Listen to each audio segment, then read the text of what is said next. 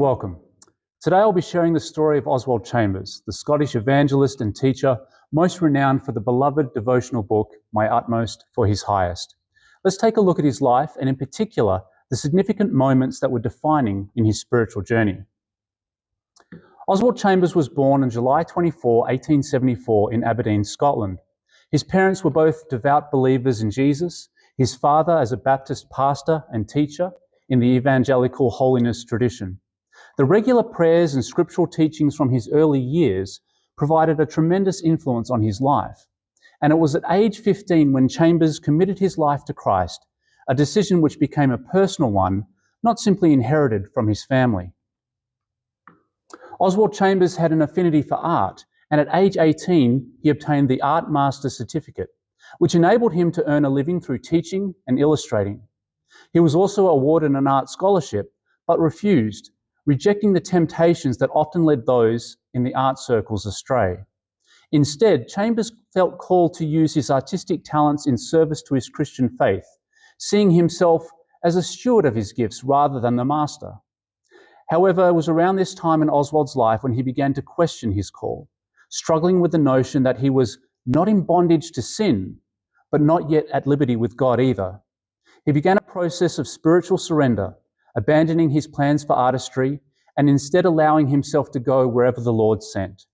Here, Chambers discovered the difference between a calling, the recognition that serving the kingdom occurs whatever station in life the believer accepts, and a call which goes deeper, embracing God's claim on a leader's life for a special purpose, giving a sense of destiny.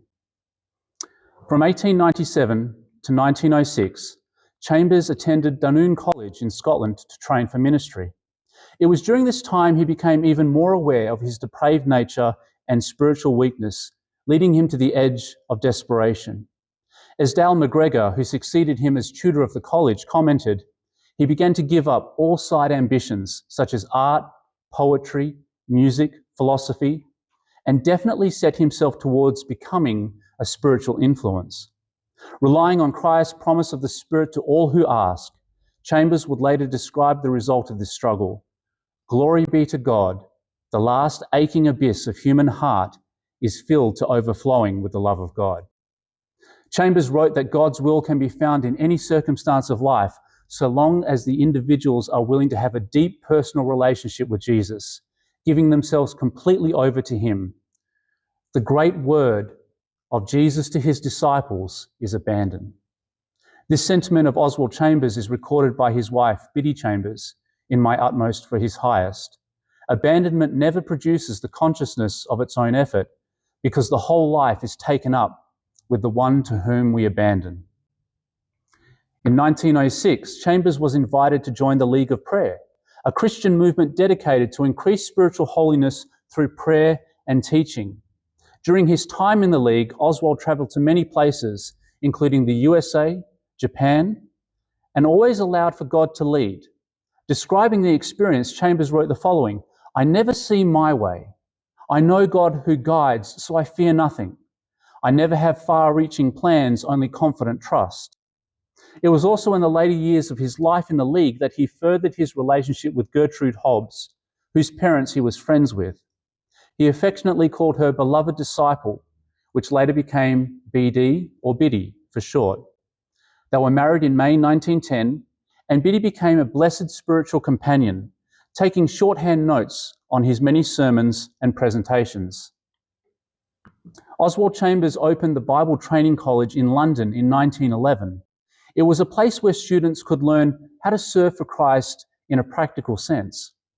Chambers was determined that it not simply be about learning theological training, but surrendering one's life for Christ, more being than doing. In describing the way in which Chambers conducted himself at the college, Lily Blight, a student, wrote, "He lived. He walked with God and inspired us all with the fact that life was to know God and Jesus Christ, whom He had sent." After the Great War broke out in Europe in 1914, the college continued for a while, but eventually had to close. After the closure of the college in 1915, Chambers accepted a role as chaplain to Australian and New Zealand troops stationed at Egypt.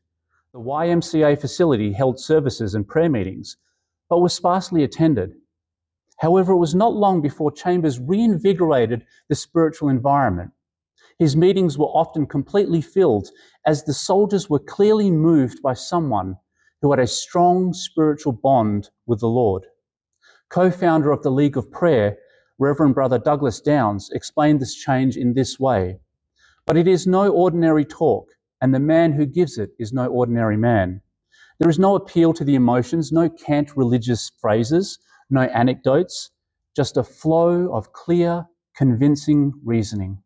Stark sincerity, speaking with the authority of deep personal experience, you are brought to the point where the natural man breaks and where the supernatural must come to take its place." The time in the surrounds of war had worn Oswald down, showing him as tired and fatigued. Yet despite the physical stresses, he remained in a place of spiritual contentment and hope, experiencing the blessings of his family and constantly remaining in the presence of God. In late October of that year, Chambers experienced pain in his abdomen and took to hospital, where an emergency appendectomy was performed. Over the next week, it appeared that he was regaining his strength, but sadly, complications from the procedure led to his death early on the morning of November 15th. Following on from Oswald's passing, Biddy received countless letters from those who felt his influence on their lives in powerful ways. Not being able to respond to each of them individually, Biddy instead committed to publishing his sermons and messages, eventually compiling 365 themed devotional readings into the work My Utmost for His Highest. The legacy of Oswald Chambers is not simply in the highly regarded devotional or any of his other works, but instead lay on the fact that he gave us an example of one who accepted the call of Jesus, despite the troubles and the difficulties, abandoning himself for the purpose to which God had called him, and more importantly, in communion to the Lord's divine presence.